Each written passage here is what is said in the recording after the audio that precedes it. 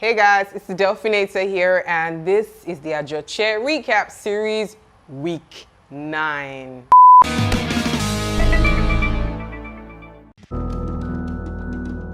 So, what has been happening in the Ocholoje kingdom?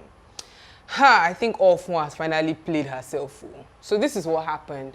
One of the princesses is ill, and everybody's blaming Ofun for this because she was aware and she didn't do anything, or more like she tried to do something, but the princess didn't allow her because she sees her as a stranger, and she had just heard that Ofun had become a concubine. Anyways, long story short, Ofun is now standing trial because princess is about to die.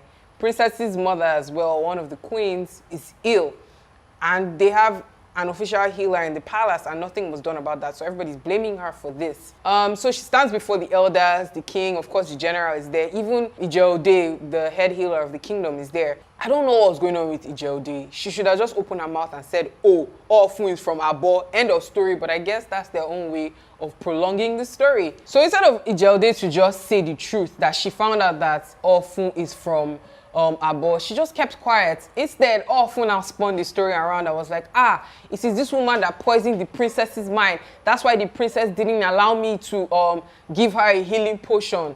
Oh, it's because she told the princess that I am a stranger from Ufam, so she lied. And Ijeode was just standing there looking like, Auntie, talk. Why can't you just say the truth? Anyway, that one really pissed me off, but Ofun was basically in trouble. But guess what, guys? She's off. Somehow she found her way to wiggle out of the whole situation.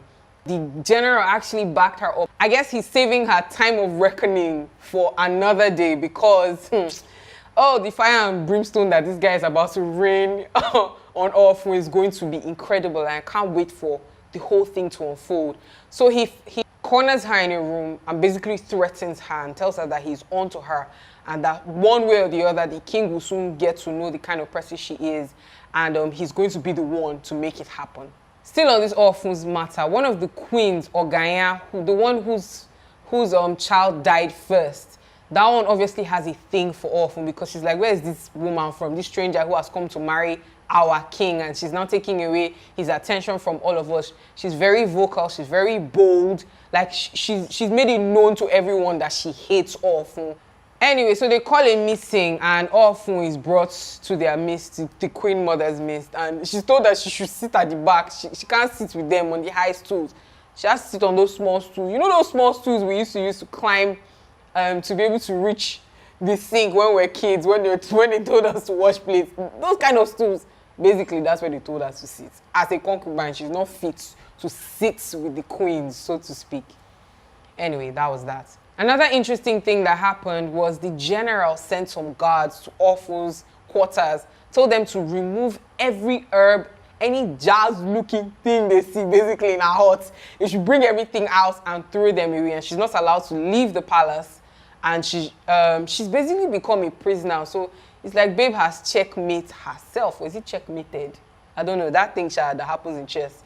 Man, she's locked up. They won't let her out. She's played herself, honestly speaking, because now she's a prisoner in the palace. She can't leave, and all the things that she uses to do her jazz is all gone. So how's she going to keep all of them wrapped around her little finger? God knows how. Remember, she has one up on Basti, Obe's husband, because he basically owes her one, and she beckons for him and tells him that she wants to leave the palace, and he is the way out of the palace. Basically, he's the only one that can let her out because he's a god. He can cooperate with her, and she'll find her way out. It's like the babe realizes now that if she doesn't escape, like she's done for. So Basti is at a crossroads because he realizes that if he actually lets her out of the palace and they find out it was him, his head is going to roll for it. So he goes home and discusses with his wife, Obe. Obe is wondering, why does Ofun want to leave the palace? What is really going on? Anyway, that's that. So now let's talk about the kids. We know that after the Ogri festival, those kids left the palace. They went back into the forest to look for the Aliku tree.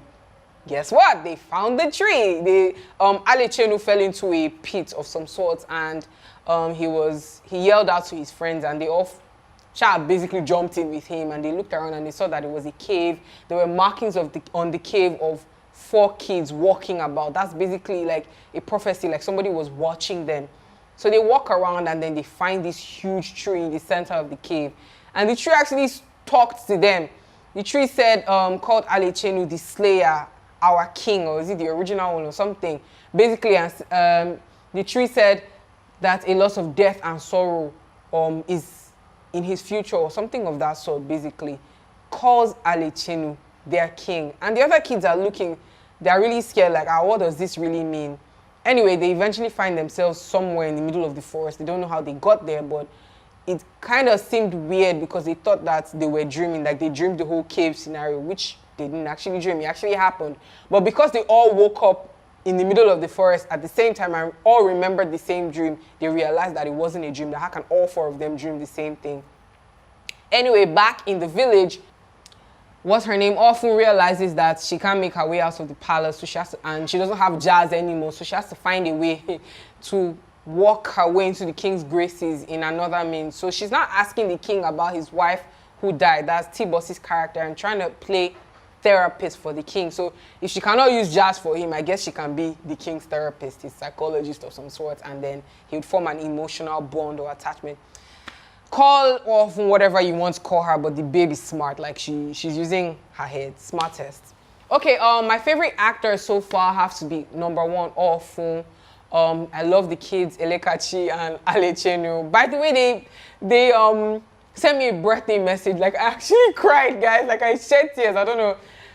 That's by the way. The general also is a great actor, and I love Ogaya. She doesn't play, like she doesn't have much screen time, but I think she's a strong actress. Also, Ijeode, yeah. And that's it, guys. I'm really looking forward to this week. I really want to see what happens with the kids, basically, what they do with this information that they have been given from the Aleku tree. That's all, folks. It's a wrap. I'm going to be working out of workstation today, and that's where I'm headed to.